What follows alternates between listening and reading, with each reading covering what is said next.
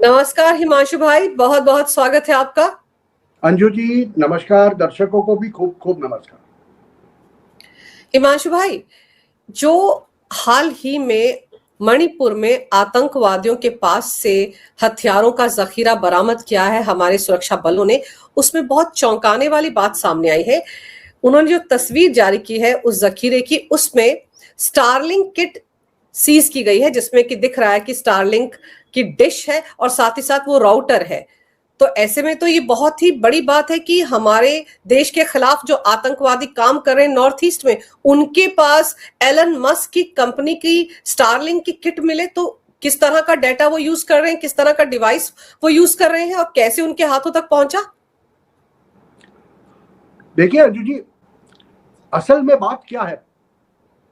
बात कुछ ऐसी है, यहाँ जो दिख रहा है वो ये दिख रहा है कि असम राइफल्स और इंडियन आर्मी के रेड के दरमियान हथियारों का एक जखीरा पकड़ा गया।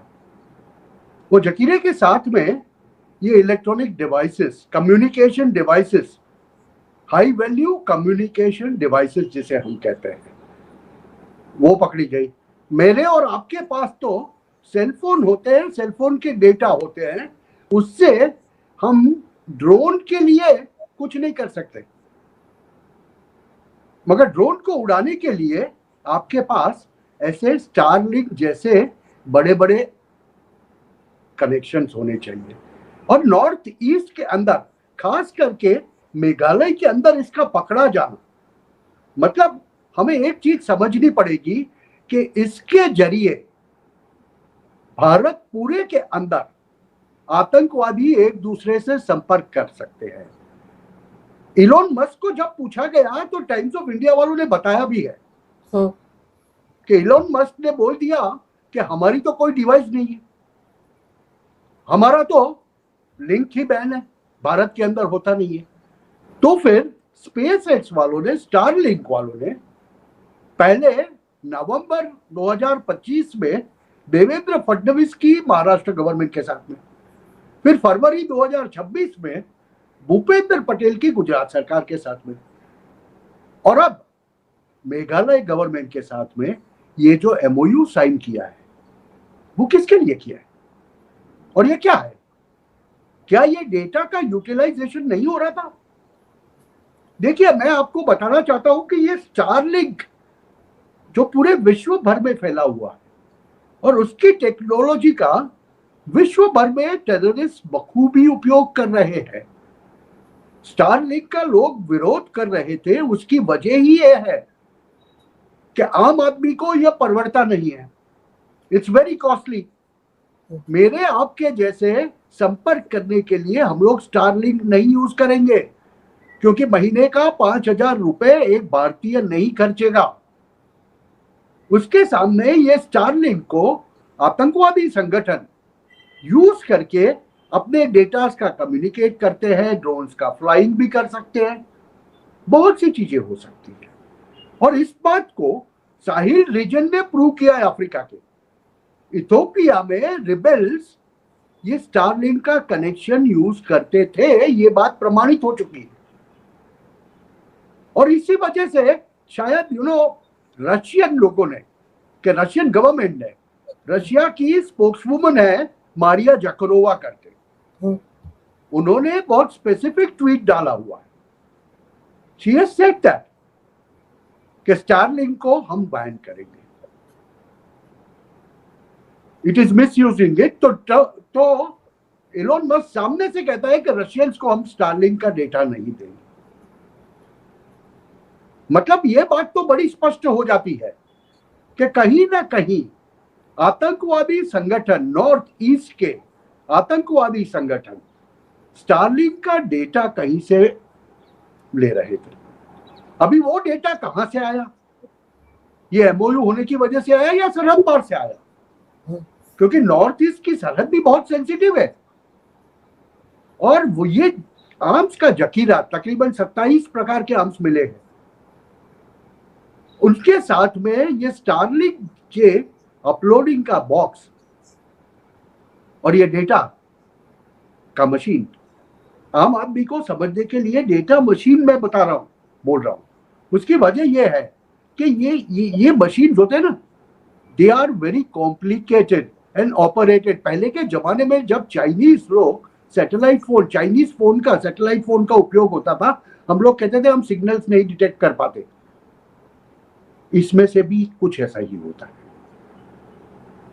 और स्टारलिंक पूरे विश्व के अंदर स्पेसएक्स मतलब व्याप्त है। देखिए, यही अमेरिका की बिजनेस नीति। हिमांशु भाई, ये तो चलिए मेघालय सरकार ने समझौता किया स्पेसएक्स के साथ, पहले जैसे आपने बताया गुजरात सरकार भी कर चुके हैं, महाराष्ट्र भी, लेकिन नॉर्थ ईस्ट के राज्यों में इस तरह का समझौता तो बड़ा खतरनाक साबित होगा। और जैसे आप बता रहे हैं कि ये जो डिवाइस मिला है ये बड़ा पावरफुल है और ये ड्रोन के उसमें इस्तेमाल होता है, तो क्या ये माना जाए कि अभी जो मिजोरम बॉर्डर से CIA एजेंट मैथ्यू पकड़ा गया था, उसके साथ यूक्रेनियन पकड़े गए थे 6, क्या वो भी इसी तरह के डाटा का इस्तेमाल कर रहे थे? क्योंकि उनके पास भी तो यूक्रेनियन ड्रोन ही तो मिले थे जिनके बारे में ट्रेनिंग दे रहा था वो कुकियों को। देखो, ये जो दो बिंदु को जोड़े, दो लाइन को जोड़े, निष्कर्ष यही निकलता है जो आपने कहा। मैथ्यू वैन डाइक का पकड़ा जाना और पकड़े जाने के बाद भारत सरकार का उसको अनाउंस करना कि हमने इसको पकड़ा है, ये बहुत बड़ी बात है इंटेलिजेंस वर्ल्ड में। और उसके साथ में यूक्रेनियंस पकड़े जाना, यहां पर तो ड्रोन का डेटा जो पूरा ये स्टारलिंक और स्पेसएक्स से ट्रांसफर हो सकता है। अभी देखिए, यूक्रेन युद्ध के अंदर स्टारलिंक बहुत बड़ी भूमिका बजा रहा है यूक्रेन के लिए, बहुत बड़ी भूमिका, क्योंकि उसके डेटा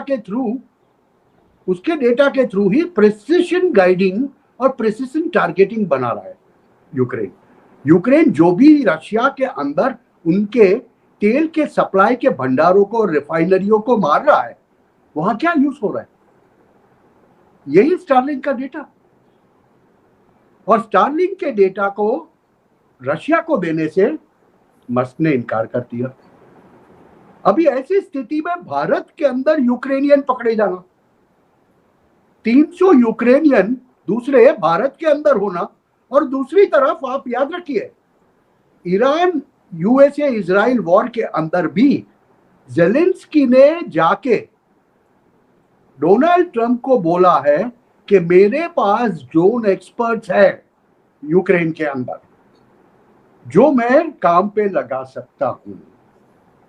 ये सब बिंदुओं को आप मिलाएंगे तो एक बात तो स्पष्ट हो जाएगी कि कहीं ना कहीं ये मैथ्यू वैन डाइक का पकड़ा जाना ये भारत के लिए बहुत अच्छा संपर्क है, बहुत अच्छा शगुन है।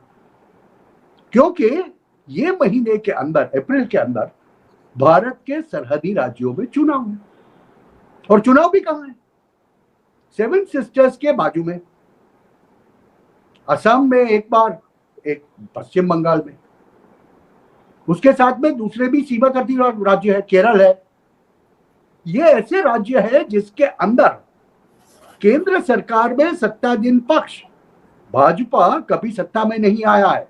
असम में तो फिर खैर अभी चल रहा है हेमंत बिश्व शर्मा का, मगर आप पश्चिम बंगाल में सोचिए, केरल में सोचिए, और उसके साथ में उसको मिलाइए कि अगर फरवरी में बांग्लादेश में चुनाव नहीं हुए होते और अभी भी यूनुस की सरकार होती, और यूनुस ने जो ग्रेटर बांग्लादेश की बात की थी, 7 सिस्टर्स जो हमारे हैं वो बात कर रहा था, अगर ये होता तो अब पता चलता है अब जाके कि डिजाइन्स नॉर्थ ईस्ट में कुछ बहुत बड़े थे।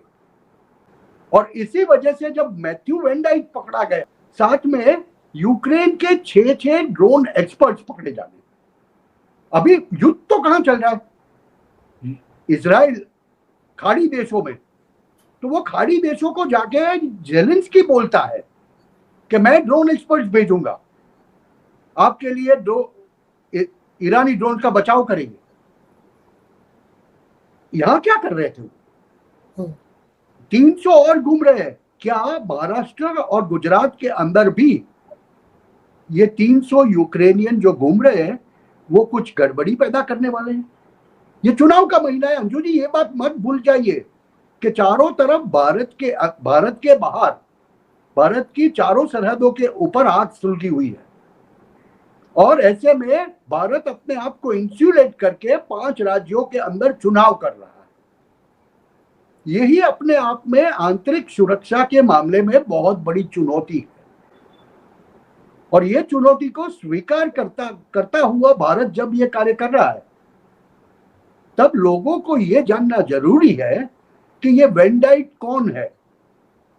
ये मैथ्यू वैन डाइक जो पकड़ा गया, उसकी एक बड़ी लंबी हिस्ट्री भी है। वो हिस्ट्री में तो खैर हम नहीं जाएंगे आज, मगर ये बात उनको जानना जरूरी है कि जब एक प्रोफेशनल CIA एजेंट पकड़ा जाता है एस्पियोनेज में, एक षड्यंत्र करते हुए एक मित्र राष्ट्र, वो तो मित्र कहते हैं ना भारत को, बिल्कुल, तो अगर अमेरिका का कोई यहां पर षड्यंत्र रचते हुए पकड़ा जाता है तो उसकी क्या हासिल होना चाहिए, उसका क्या हासिल होना चाहिए, ये चीज को तो हमें लोगों को समझने की जरूरत है। और उसके पकड़े जाने के बाद शायद कुछ ऐसा हुआ है कि उसको पकड़ तो हफ्ते 2 हफ्ते पहले लिया था, मगर भारत सरकार ने जाहिर किया। और यही वक्त पे क्यों जाहिर किया, ये भी बहुत बड़ा सूचक है। मैंने पहले भी कहा था, मैं आज भी कहता हूं और ये बात स्पष्ट रूप से मानता हूं कि अमेरिकन एस्टैब्लिशमेंट कभी भारत में शांतिपूर्वक चुनाव हो ये बात को सहन नहीं करेगा। वो किसी न किसी प्रकार से भारत की चुनाव में बड़ी गड़बड़ी पैदा करने की कोशिश करता रहेगा। ये तो हम लोग सतर्क थे कि 2024 में खाली पैसों की धांधली की वजह से वो थोड़ा कुछ उत्तर प्रदेश और महाराष्ट्र जैसे राज्यों में कर पाए, मगर लोगों ने एक पछतावा भी किया जी।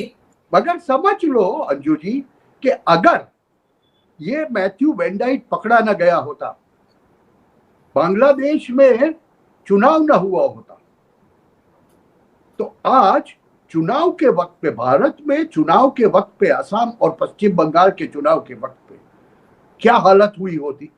लेकिन हिमांशु भाई, आप ये भी तो देखिए ना कि जो 300 यूक्रेनियन भारत में एंटर कर चुके हैं, ये भी ड्रोन के एक्सपर्ट होंगे, क्योंकि ये मैथ्यू के साथ वहां के कुकी समुदाय के लोगों को ड्रोन की ट्रेनिंग तो दे रहे थे कि जब उनके स्पेयर पार्ट्स आएंगे, यूक्रेन से आएंगे, तो उनको जोड़ा कैसे जाना है, ऑपरेट कैसे करना है, उनको डाटा कैसे ट्रांसफर करना है।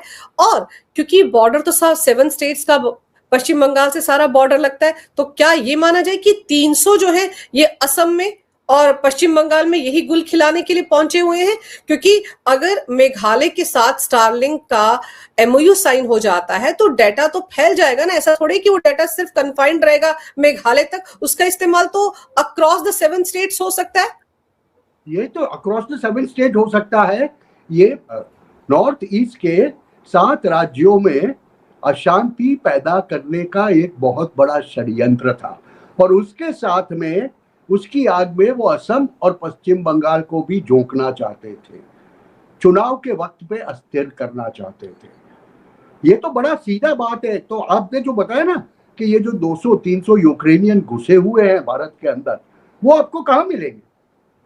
ज्यादा करके आपको चुनाववर्ती राज्यों में ही मिलेंगे, क्योंकि उनका काम ही धांधली करना होता है। इंफॉर्मेशन, डिसइंफॉर्मेशन, डेटा ट्रांसफर, बहुत सी चीजें होगी। और ये जो ड्रोन्स का मामला है ना, ये नॉर्थ ईस्ट का, ये चीज तो जब से बांग्लादेश के वो यूनुस ने बोला है ना कि we are looking at greater Bangladesh, तब से एक, जिसे कहे ना कि गंदी साजिश बांग्लादेश की, जिसको मैं पूर्व पाकिस्तान कहूंगा, बांग्लादेश नहीं कहूंगा, आज भी नहीं कहूंगा। भले चुनाव हो गए, बांग्लादेशी सरकार भारत के साथ में मिलकर चल रही है, फिर भी वो लोग समझेंगे नहीं, क्योंकि वहां एक बहुत बड़ा तबका है कि जो तबका सिर्फ यही काम करता है। वो मानते हैं कि उनका एक ग्रेटर बांग्लादेश का एजेंडा 1971 में भी नहीं सॉल्व हुआ था और ये 7 राज्यों को अपने में मिलाने की बात कॉन्स्टेंटली करते हैं। ये एक आइडियोलॉजिकल बीमारी जिसे कहते हैं वो है। यही आइडियोलॉजिकल बीमारी तो शर्जिल इमाम को है, उमर खालिद को है, जो कहता था कि वो चिकन नेक को काट देंगे, वहां पर इतना मवाद डाल दो कि चिकन नेक कट जाएगा तो भारत से वो हिस्सा अलग हो जाएगा। तो ये बीमारी तो पूरी की पूरी जमात को है। और अगर यूनुस कहता था कि ग्रेटर बांग्लादेश बनाएंगे, तो आप याद करो कि उस दौरान भी बांग्लादेश में कई CIA एजेंट मारे गए थे। तो क्या वो इसी साजिश के तहत आए थे? और उनका भी लिंक मैथ्यूज के साथ था। देखिए, आपने जो प्रश्न पूछा ना कि बांग्लादेश के अंदर CIA एजेंट्स मारे गए थे, याद कीजिए वो CIA एजेंट 17 थे तकरीबन, वो मारे गए। उसके पहले की घटना क्या थी? ढाका के एयरपोर्ट के ऊपर बहुत बड़ा धमाका हुआ था, और उसमें नुकसान किसको हुआ था? रशियन न्यूक्लियर रिएक्टर को, और साथ में टेक्सटाइल के शिपमेंट को, दो चीजों को बड़ा नुकसान हुआ था। उसके बाद में एक के बाद एक करके 17 पीपल, दोज वेर आइडेंटिफाइड, जिनकी पहचान और जिनकी शिनाख्त अमेरिकन CIA के साथ में की गई थी, उनको खत्म किया गया था। अभी उसमें से बच के कोई भाग के आया हो, मुमकिन है, क्योंकि जो षड्यंत्र बांग्लादेश के अंदर रिजीम चेंज का हुआ था, उसमें सीधा सीधा चाइना का नहीं, रशिया का नहीं, मगर अमेरिका का हाथ था। अमेरिका बांग्लादेश के अंदर इंस्टेबिलिटी एक तरह से लाके, केओस मचा के भारत के नॉर्थ ईस्ट को सुलगाना चाहता है, क्योंकि वहां पर एक क्रिश्चियन स्टेट का सपना उनका सालों पुराना है। ये बात तो हमें माननी पड़ेगी। नॉर्थ ईस्ट का पॉपुलेशन इतनी भारी मात्रा में क्रिश्चियनिटी अपना चुका है। क्यों अपना चुका है? क्योंकि वहां पर चर्च का बहुत बड़ा प्रभाव है, और चर्च के प्रभाव के कारण ही वहां पर बहुत सी असामाजिक गतिविधियां पनपती रही है। आप देखिए, ये कुकीज और बैतीस के बीच में, मैं जरा सा डाइग्रेस करूंगा आधे मिनट के लिए, कुकीज और मैतीस के बीच में भी संघर्ष का कारण क्या था? वहां पर ड्रग्स आए थे। गोल्डन क्रिसेंट, ये भारत का गोल्डन क्रिसेंट था। जब हमारे गृह मंत्रालय ने तकरीबन 15,000 एकड़ जहां पर पॉपी उगती थी उसको खत्म किया, तो वहां हिंसा हो गई। और याद है आपको, हमारी संसद में हमारे विपक्ष के सांसद मणिपुर मणिपुर के नाम से गाने गा रहे थे, प्रधानमंत्री को वक्तव्य नहीं देने दे रहे थे। वो दिन याद करो। उसके बाद जो अभी शांति स्थापित हुई है, धीरे धीरे धीरे करके उसको फिर से प्रज्वलित करने का काम ये Matthew Vendite and company was doing it. तो अभी जब हम केंद्रीय गृह मंत्रालय का वो 26,000 NGO को बैन करने का, वो लाइसेंसिंग वाला जो बात सुनते हैं, जो देखते हैं ना, इससे समझ में आता है कि पूरे नॉर्थ ईस्ट को पंजाब के साथ में, पंजाब भी है एक स्टेट दूसरा, और पूरा नॉर्थ ईस्ट, उसको ये लोग गिरफ्त में ले चुके थे। वहां पर कुकी लैंड और स्पेशल स्टेट्स स्थापित करने के ये मंशा धराने वाले लोग हैं। तो जैसे हम भारत में 0.5 फ्रंट की बात करते हैं, अमित भाई ने अभी 3 दिन पहले ही संसद में खड़े रह के कहा कि हमने भारत को नक्सल फ्री कर दिया, अब अर्बन नक्सल की बारी है। वैसे ही एक दिन आएगा अगले 2 सालों में जब हम बात करेंगे कि हमने भारत को ऐसे कन्वर्जन के माफियाओं से मुक्त कर दिया। और यहाँ पर हिमांशु भाई, एक चीज और इम्पोर्टेंट है कि मैथ्यूज की बहुत सारी तस्वीरें एक पादरी के साथ भी सोशल मीडिया पर वायरल हुई थी। तो वो पादरी भी तो उसी इलाके के एक चर्च में काम करता है। तो यानी कि मिलजुल कर ये लोग वो कुकी लैंड, क्रिश्चियन लैंड का जो सपना सजो रहे थे, वो पूरा कर रहे थे। और वहां पर तो ये भी तो याद रखिए ना कि जब मणिपुर में हिंसा हुई थी और उसके बाद इन लोगों ने बहुत शोर मचाया था, तो हमारी देश का एक नेता जो आज की तारीख में नेता प्रतिपक्ष है, वो कैसे शोर मचा रही थी उसकी पार्टी की। देखिए यूरोपियन यूनियन में भी मामला उठ गया है कि भारत में अब क्रिश्चियन भी डरे हुए हैं, वो भी सुरक्षित नहीं है। पहले तो मुसलमान सुरक्षित नहीं थे, अब क्रिश्चियन भी सुरक्षित नहीं है। ये बात भी संसद के अंदर खड़े होकर कही जा रही थी। तो क्या साबित करना चाह रहे थे वो? वही काम ये वैन डाइक एंड कंपनी कर रहे थे, इसका मतलब ये हुआ? नहीं, यही काम तो हो रहा था ना। जब खुद से नहीं होता तो आपको बाहर से इंपोर्ट करना पड़ता है, और यही चीज ये हो रही थी। मैं तो बहुत स्पष्ट रूप से शंकाशील हूं इस बाबत में कि कहीं बांग्लादेश के ढाका में बच के वो जो 17 गए थे ना, वो 17 के साथ में ये भी कोई था, ऐसा भी कोई था, इसमें से बच के ये वैन डाइक भारत के अंदर घुसा। और जैसे आपने बात की कि वो पादरी के साथ में देखा गया, देखिए ये तो एक मॉडस ऑपरेंडी है। ये जो पश्चिमी आतंकवादी लोग होते हैं वो कैसे घुसते हैं? पहले रोप घुसता है और उसके बाद राइफल घुसती है। पहले रोप घुसता है, लोगों को कहा जाता है आपको फ्री शिक्षा देंगे, फ्री घर देंगे, मुफ्त में दवाएं देंगे, और फिर इनका कन्वर्जन होता है। आप हर एक आदिवासी इलाके में चले जाओ, हर एक राज्य के आदिवासी इलाके में ये प्रवृत्ति आपको होती हुई देखी जाएगी। मैं तो इसको काफी कवर भी कर चुका हूं। गुजरात के अंदर भी आदिवासी इलाकों के अंदर इस प्रकार की चर्च की प्रवृत्तियां होती थी, और उस वक्त कहीं नहीं जाने वाली सोनिया गांधी हेलीकॉप्टर से दिल्ली से हेलीकॉप्टर से आके सीधी डांग में उतरती थी, जो आदिवासी तबका है गुजरात। तो ये तो बड़ी समझने की जरूरत है कि उनके लिए ये धर्म परिवर्तन, सीधी भाषा में बात करें तो धर्म परिवर्तन पहला स्टेप है, और वो धर्म परिवर्तन करने के बाद उनको आइडियोलॉजिकली उनको अपनी चपेट में ले लेना। और ये बोली वाली प्रजा जो है, आदिवासी प्रजा जो है, ट्राइबल कम्युनिटीज जो है, वो अपना दैनिक जीवन सही तरह से चले, इसके लिए इनके साथ चलती जा रही है। बिल्कुल। अभी 15,000 एकड़ के पॉपी फील्ड्स उखाड़े, इसमें कुकी और मैती के बीच में हिंसा कैसे हो गई? बात तो थी वहां पर गांजे की और ड्रग्स की। जब ये प्रवृत्तियां एक के साथ में एक पनपती है ना, असामाजिक प्रवृत्तियां कभी एक साथ एक नहीं होती।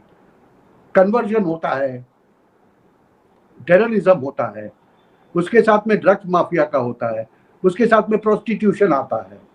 ये सभी बीमारियां आपको ये नॉर्थ ईस्ट के क्षेत्र में मिलेगी, और इसकी वजह ही सिर्फ ये है।